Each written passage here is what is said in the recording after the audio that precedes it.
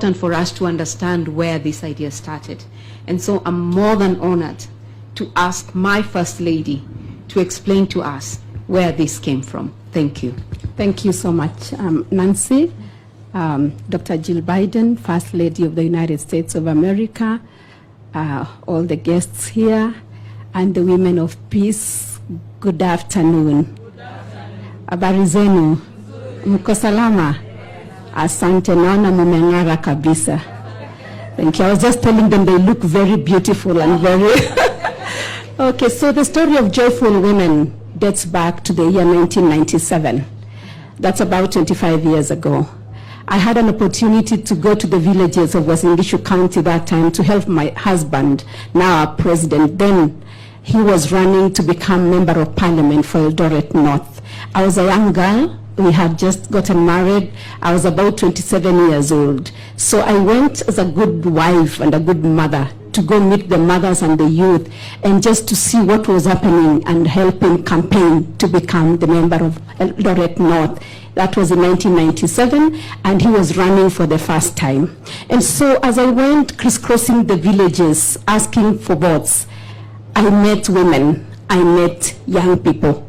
But I'll never forget this day when I met this particular group of women.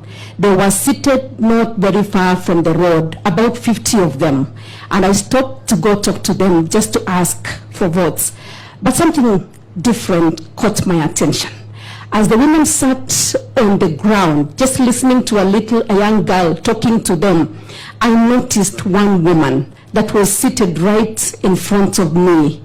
She looked like she had not had breakfast. She looked emaciated. She didn't have shoes. And yet, what caught my attention was a broad smile that she had. And when I looked at them and I looked at her, I made a prayer to God. And I said, if my husband makes it to parliament, I would like to come back and do something with these women.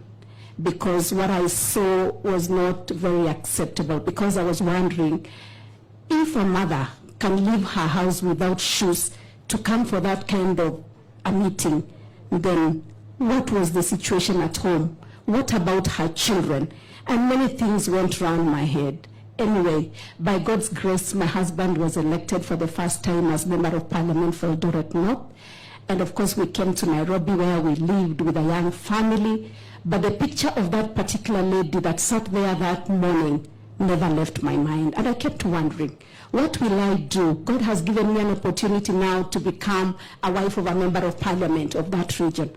What would I do? And I kept wondering, and I kept asking, and I kept talking to people, because for me, I was looking for sustainability. I was looking for something that these women would do, that they would not ever even want to go borrowing things or doing that kind of thing. And 12 years down the line, I will never forget that day in my office. I used to run a travel agency. And what I call an angel walked into my office and talked to me about the concept of table banking. And immediately, I thought about the women of Eldoret North. Now, this concept of table banking that Stella has explained to us is actually a government concept that was crafted by the then Poverty Eradication Commission. And a team of economists were sent to Bangladesh and to India and to the parts of Asia to go see what they had done. And it was borrowed on the Grameen Bank. And when I was told about this concept that had already been written, immediately I knew that that was the solution for the women of Eldoret North. And so quickly I called for a meeting of all the women leaders, and I had a meeting under a tree, and I started talking to them about table banking. And that day, on the 31st of August of 2009, Joyful Women Organization was born. And we named this organization Joyful Women because of that one woman that did not have shoes, looked like had not had breakfast, yet had a broad smile. Just to say that sometimes in life, you may not have everything, but nobody can take the joy away from you. And we say that we want to spread this joy across the nation of Kenya and across the nations of the world. That joy that emanates from a woman, you know, that smile. And we said we want this joy just to to be seen in every woman. And I'm glad this morning, this afternoon, that I can see the women of peace very joyful. I can see the smile. And so we began in Eldoret North in 2009, and I crisscrossed the county teaching the women. I'm blessed to be trained as a teacher, so that was not a very difficult job for me. I used to leave Nairobi on Thursday, and I would have 2 meetings that Thursday, 2 meetings on Friday, 2 meetings on Saturday, and I came back to Nairobi also to take care of my family, because then I had a young family. And so we began with Eldoret North, and when my husband became deputy president in 2013, we had the opportunity to spread joyful women across the nation. And we crisscrossed Kenya, and I really thank God for the opportunity of giving me this platform. It enabled me to travel to the places in our country that I had never traveled to. And we actually went to 46 out of the 47 counties of our nation. And I was so glad just to see the diversity of our women. You go to Lamu, you see the women of Lamu. You go to Kisumu, you see the women of Kisumu. You go to Kisii, the women of Kisii, Nakuru. And we brought joyful women to these women and to their homes. And today, we are glad that joyful women are spread across the counties. And today, we have about 150,000 women who are members of Joyful Women Organization. We have about 11,000 groups, and we continue to spread the joy.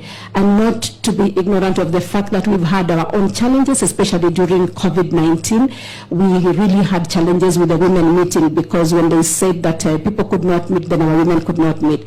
But we thank God that we've been able to overcome that, and today God has given us a platform to change the lives of women, because when they borrow this money on the table, they are able to do enterprises. You know, we know that many other times women do not have collateral to go to the commercial banks to borrow money, because the collaterals that the women would really have maybe would be title deeds and things like that. But in the African culture, we know that really women do not own land. But we thank God, because things are changing in the 21st century. And even as we empower these women, we know that they have stories to tell us, testimonies, women that could not even go to meetings. We have brought dignity back to the women. One woman told me that anytime they went for meetings in the villages, they used to be told to sit on the grass. But because of the joyful women and empowering them economically, when they walk into the meetings, they are called to sit on the high table. And so today we are saying that women are sitting on the table. So thank you so much for listening to me. Thank you. Thank you so much, Your Excellency, for enabling the women of Kenya to participate in the economic development of our nation, for enabling the women of Kenya to have a voice, for enabling the women of Kenya to be able to be confident in who they are, in what they can achieve, and to be confident that they can also be participants around the table.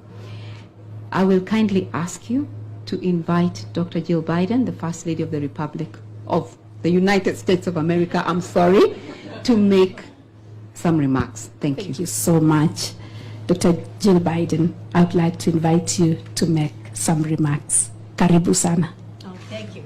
Thank you. Well, I love